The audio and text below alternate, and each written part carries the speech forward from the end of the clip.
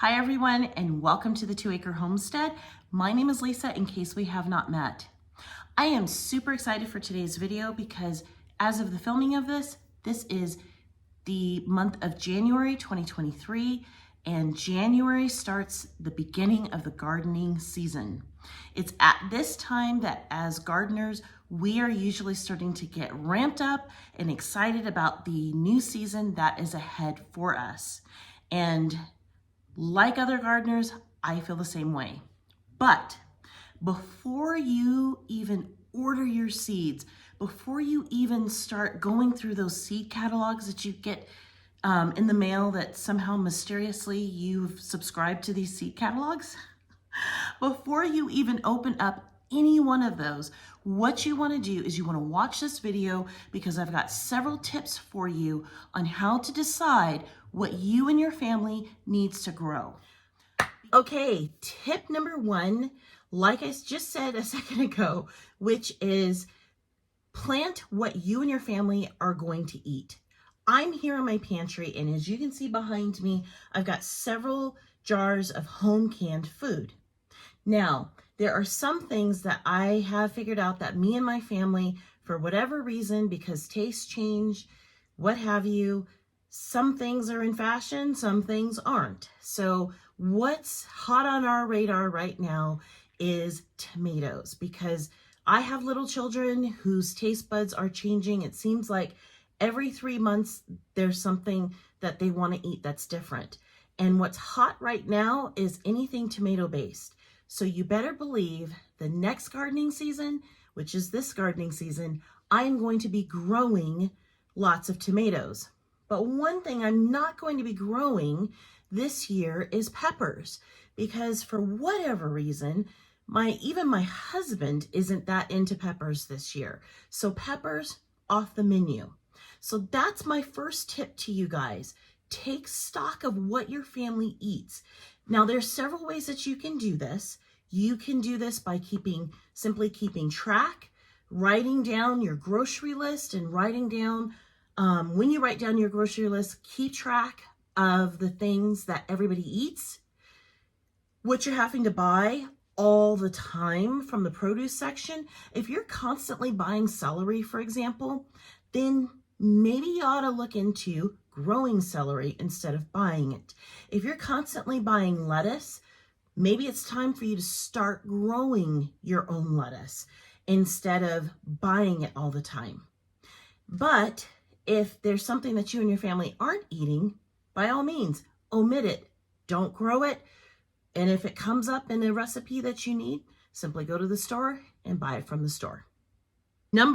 Point number two, what's behind me right here? What's behind me is my own herbs. Now, I am drying these herbs. I'm going to use them throughout the winter months. But take stock, again, of what your family likes to eat based on meats. Why? It's for this reason right here. We're here in my freezer. This is one of my mini freezers here in our homestead. And the importance of knowing what herbs you want to grow is because depending on the type of meat that you and your family like to eat is going to dictate what spices you and your family are going to be using. So my tip number two, take stock of your meats. If you're a meat eater on your homestead, know what kind of meats you like to eat and know what kind of seasonings you like to go with those meats, and try growing those herbs instead of buying them from the grocery store.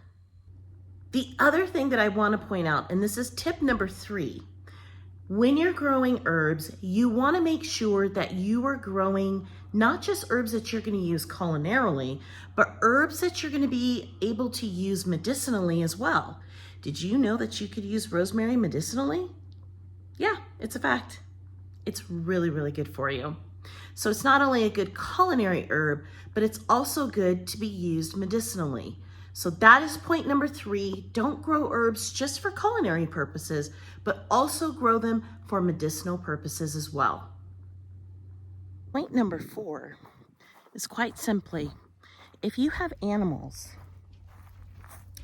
you want to know if your animals are going to need extra food that you're going to grow.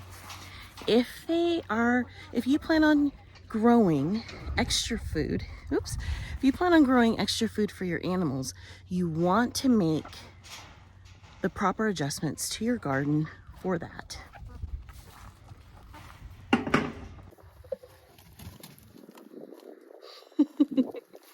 Go for it. Tip number 5 is know how much growing space you have. It's important to know your growing space because if you have a small garden or a large garden, it's just going to depend on how much seed you're going to be planting this gardening season. And also, pro tip, no matter where you put your garden, make sure it's in full sun, preferably south facing. Point number 6, know how you want to grow your seedlings. Know how you want to get everything started. Do you want to plant in ground or do you want to plant in seed trays such as this? Knowing your gardening zone is super important because that will dictate to you whether or not you're growing in seed trays or you're growing directly in ground. My 7th point is this. Make sure you have good seed. First of all, that means make sure you buy seed from reputable companies. Companies like Rare Seeds, In My Gardener, Johnny Seeds, Haas Seeds, any of those reputable seed companies is where you want to buy. My other thing under this tip is try your best to buy what's called heirloom seeds. It's fun to plant what's called F1 or hybrid seeds. Those are fun, but the problem with those kind of seeds is you have to keep buying those particular seeds because of how they crossbreed the plants in order to get those desired results from that seed. The problem is if you as a backyard gardener were to collect the seeds from a hybrid plant, when you go to grow it the next gardening season, it's not going to be the same plant that you're expecting. It's going to come out a little bit different. So if you want to get into this game, I highly encourage you to go ahead and start growing heirloom seeds because then you can always save your seeds and then you'll know if your seeds are viable or not. But let's say you haven't done that and you just want to give it a test and see, are my seeds any good or are they bad? Then what you'd want to do is the following steps. What you want to do is get yourself a paper towel, dampen the paper towel, then take your seeds and sprinkle them on that paper towel. Fold it over and stick it into a plastic bag.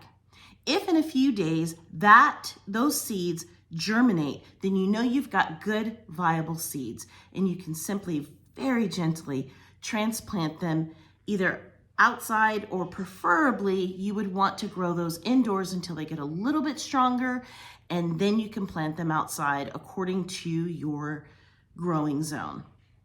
Well, that's it. Those are my tips for this gardening season. I'm so excited for it and I hope that you guys are excited for it too. From all of us to all of you, wherever you are in the world, happy homesteading, and we'll see you next time.